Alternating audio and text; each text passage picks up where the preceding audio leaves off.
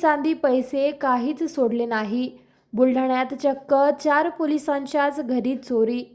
लाखो रुपयांचा मुद्देमाल आणि रोख रक्कम घेऊन चोरटे झाले फरार। बुलढाणा शहरात सध्या गुन्हेगारीने डोके वर काढले आहे। रोज यान त्या घटना घडत असून बुलढाण्यातील सर्वसामान्य नागरिक भयभीत झाल्याचे चित्र पाहायला मिळत आहे। अशाच 5 घटना आज सकाळी उघडकीस आल्या असून या घटनेने संपूर्ण बुलढाणा शहरात खळबळ उडवली आहे।